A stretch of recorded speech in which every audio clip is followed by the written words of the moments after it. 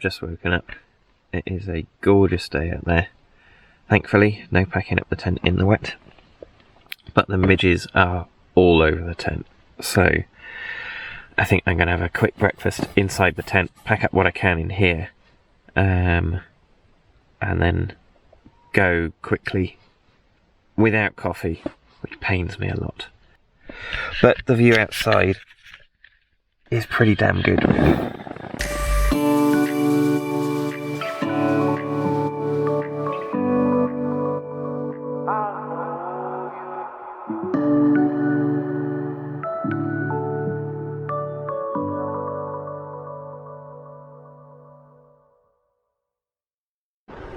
So I've just left. The midges weren't too horrific, hopefully, but I just wanted to deviate off because near where I camped is a loch with an interesting looking dam on it. So given that it's a hydroelectric plant, I might not actually be able to get anywhere close to it. I thought I'd come and have a look, see what kind of view I can get from up here.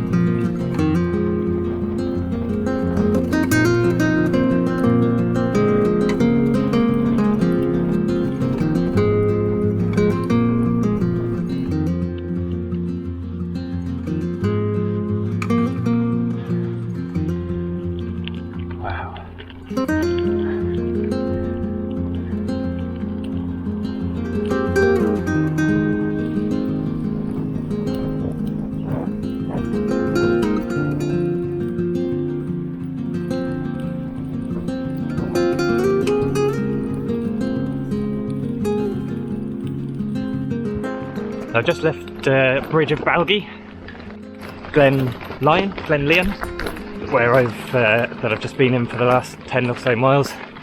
I'm just now climbing out of that on a slightly rocky gravel track, so you have to excuse the bumps. Yeah, nice to be off the road. It wasn't a busy road, but there were some pretty big vehicles at points. So now just climbing out of the glen, maybe 600 feet climb, and then I'm going to drop down to Loch Rannoch.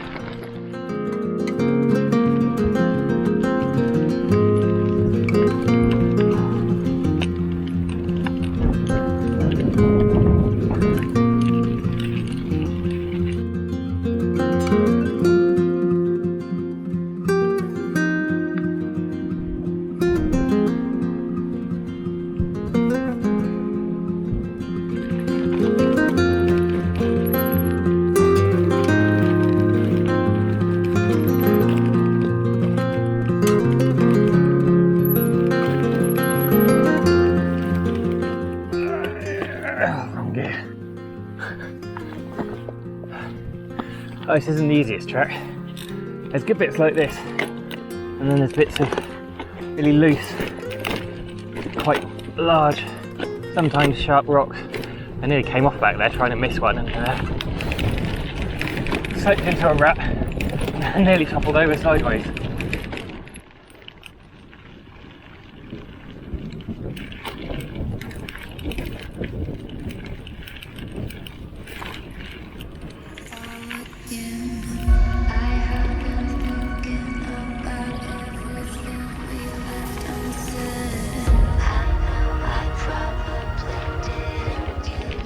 Yeah, down the other side now.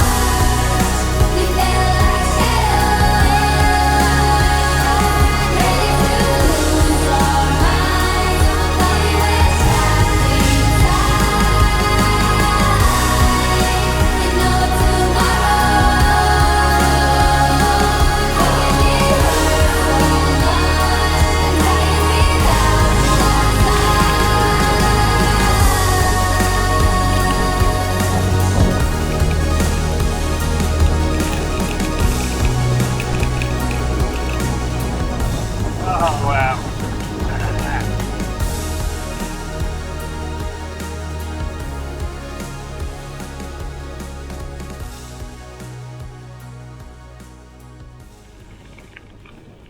After the fun descent, the dense woodland began to open out a bit.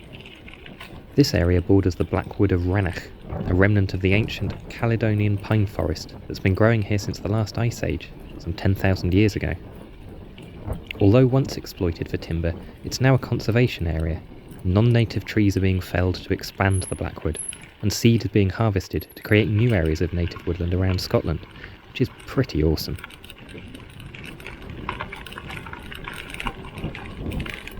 After 5 miles or so, the forest gave way to open moorland, the track ahead flanking one of the 2 large hills that seemed like a gateway to whatever lay beyond.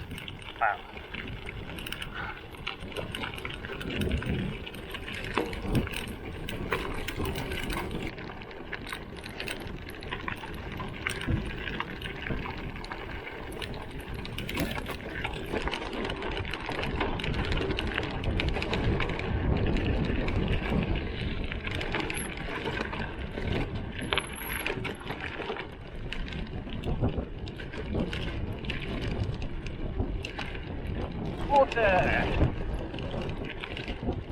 Woo!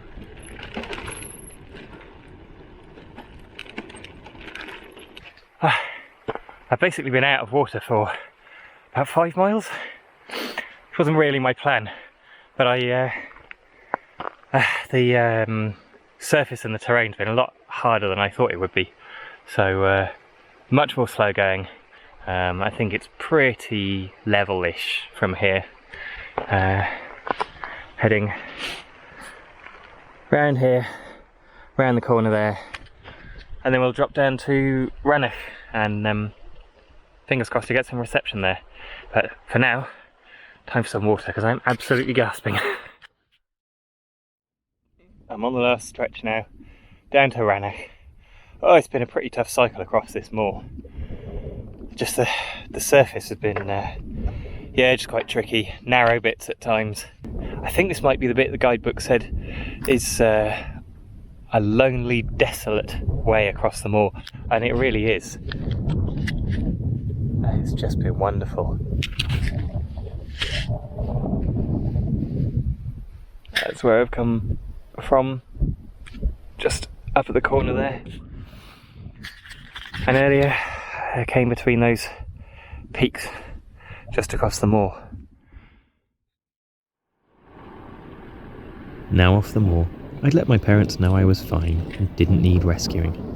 This was easier said than done, as I'd had no reception in the village, and the payphone wouldn't call anyone but a switchboard in the United States. Fortunately, a passing walker had reception and kindly helped out, but the experience put me off leaving any rescue call-outs for the rest of the trip. Reception seemed too unpredictable, and I really didn't want to be responsible for a wasted mountain rescue call-out. Now feeling pretty tired, I was making the most of a few easygoing road miles, hoping to find a good spot to camp above Rannoch Moor and not too far up the 1,000-foot climb.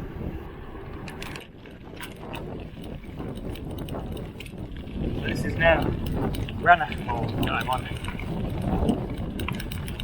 Also pretty lonely, desolate.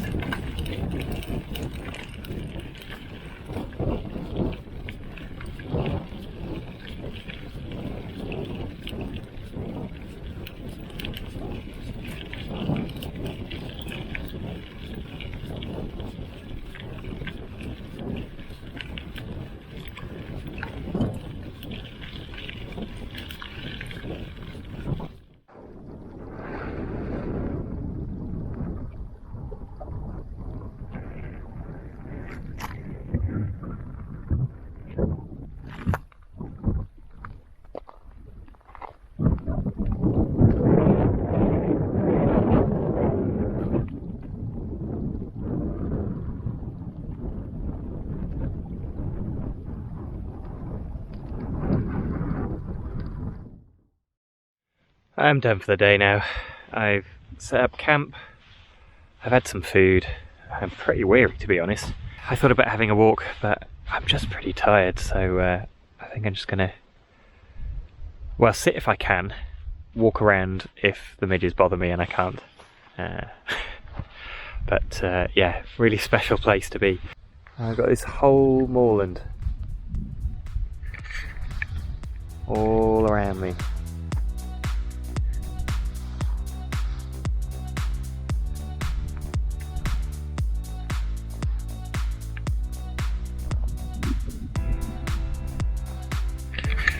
Pretty special place for the night. I turned on my torch to do a midge check inside, and there were literally hundreds of them all over the inside of the roof. I have spent about 45 minutes trying to track them all down, but I am so itchy. On the outside of the inner part of the tent, there are thousands of them. I'm needing to go out for a wee, and I don't want to, and I certainly don't want to let any more of them into the tent, but I can't stay here all night. I think I have to try and get out of the tent as quickly and through as small a gap as possible, maybe not even undo the outer, and hope for the best. I really can't face another 45 minutes of trying to squash all the little buggers.